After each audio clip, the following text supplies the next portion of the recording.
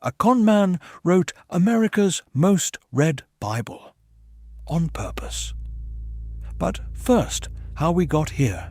In part 1, a 500-year-old idea went from a monk's church door to the preacher who made the Jewish return to Palestine the trigger for the end of the world. He planted the seed, but never reached the masses. That took a Bible and the money behind it. This is how it captured Washington. Cyrus Scofield is not someone history remembers warmly, at least not the history that looks closely. He practiced law and lost the career to alcoholism. He abandoned his wife and children. He served prison time for fraud. By any measure, his life by his mid-30s is a wreck of bad decisions and broken relationships.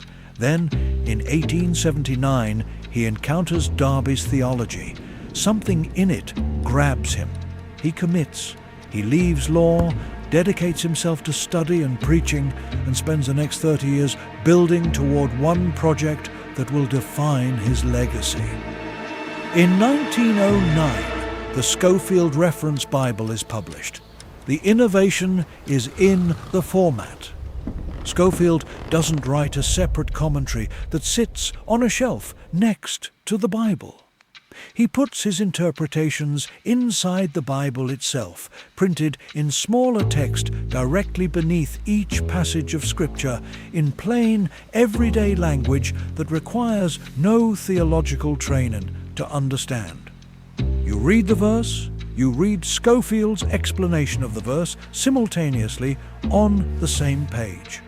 There is no separation between the sacred text and his interpretation of it.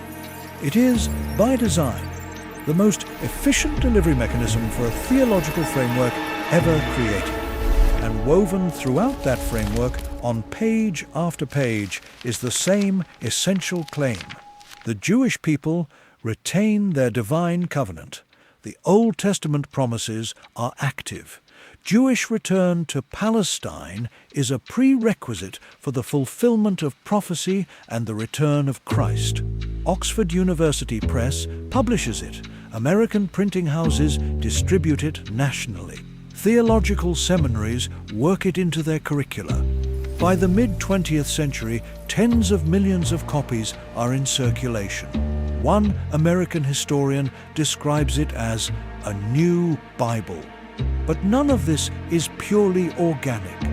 According to author Joseph Canfield's research, Scofield had a sponsor, Samuel Untermeyer, one of the most powerful Zionist activists in the United States, the first lawyer in American history to earn $1 million fee on a single case, a man with connections reaching across politics, publishing, and culture. Untermeyer understood exactly what Scofield's project represented, the most effective possible vehicle for embedding Zionist theology into the mainstream of American Protestant Christianity. He backed the publishing effort. He rehabilitated Scofield's damaged reputation. He opened doors, including a prominent New York literary club whose members included Mark Twain. A man with no theological credentials, no institutional standing, and a criminal record becomes the most widely read religious commentator in American history. Not by accident, by design. And one of the universities shaped by his curriculum, Ouachita Baptist University in Arkansas, is where Mike Huckabee, America's ambassador to Israel, who said God sent him, was educated. Ideas don't move from theology into foreign policy all at once. They migrate, slowly, then suddenly. For most of the 20th century, dispensationalism lives primarily in churches and seminaries. It shapes how tens of millions of Americans read the Bible, how they understand history, how they interpret global events. But it hasn't yet crossed fully into the machinery of political power. That changes in the second half of the century. Ronald Reagan doesn't just support Israel as a strategic ally. He believes privately that biblical prophecy is unfolding in real time. He writes in his diaries that after Israel's 1982 invasion of Lebanon, he thinks the Battle of Armageddon may be approaching. That's not a political position. That's eschatology shaping foreign policy. George W. Bush stands before the Israeli Knesset in 2008 and says Israel is the fulfillment of an ancient promise. Joe Biden, across multiple administrations and decades, calls himself a Zionist. The language is consistent across parties, across generations, across political contexts, but the institutional expression of all of this crystallizes in 2006 when dispensationalist pastor John Hagee founds Christians United for Israel. The organization's own membership figures, approximately 10 million. The broader population it influences, according to independent analysts, 50 million Americans. It operates on university campuses, produces media, raises tens of millions of dollars annually for Israeli causes, and maintains direct access to the highest levels of government. By any structural definition, it is one of the most powerful lobbying forces in America. And its top stated priority, for years consistently, is moving the U.S. Embassy from Tel Aviv to Jerusalem. Every major American ally opposes the move. The UN votes 128 to 9 against it. The diplomatic cost is significant. In 2018, the Trump administration moves the embassy. That is the through line.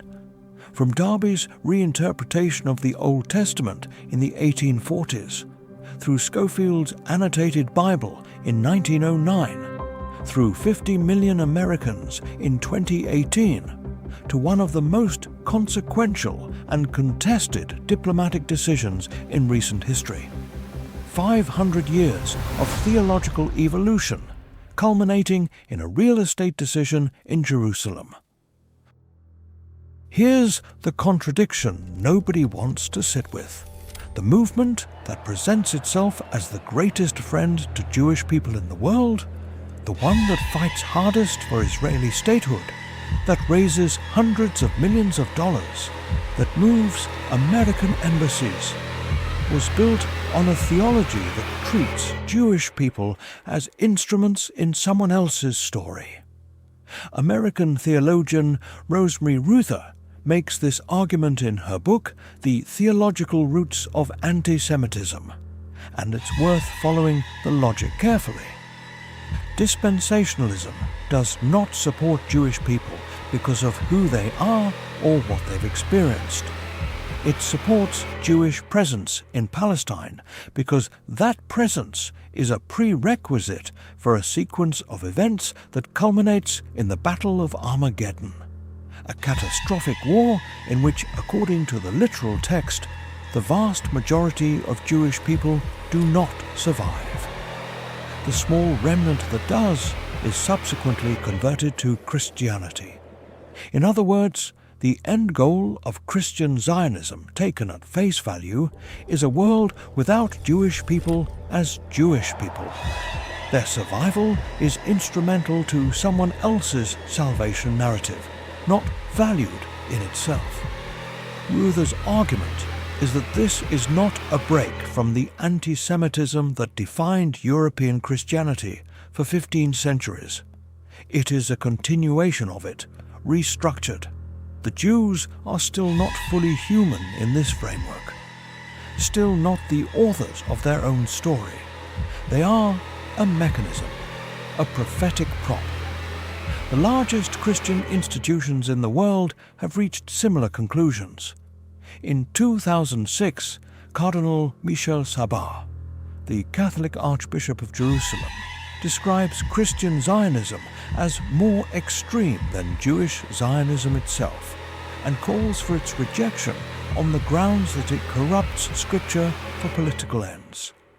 In 2007, the Journal of Lutheran Ethics, the official publication of the church Martin Luther founded, formally condemns dispensationalism, calling it a theology that promotes racism and permanent war rather than the biblical message of love, justice, and reconciliation. The Catholic Church, the Orthodox Church, and mainstream Protestant denominations are all on record opposing these ideas.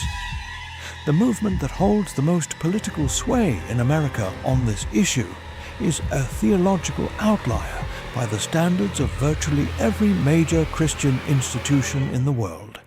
And yet, it may be the most durable political force in American foreign policy, because political alliances are built on interests, and interests can shift. But a constituency that has encoded its position in the language of divine obligation, that believes the fate of their own salvation is connected to the fate of a state in the Middle East. That constituency does not change course. Not for Allied pressure, not for UN resolutions, not for strategic recalculation. Politicians understand this, which is why, regardless of party, the position holds. Not because of oil, not because of AIPAC, not because of any calculation that appears on a foreign policy brief.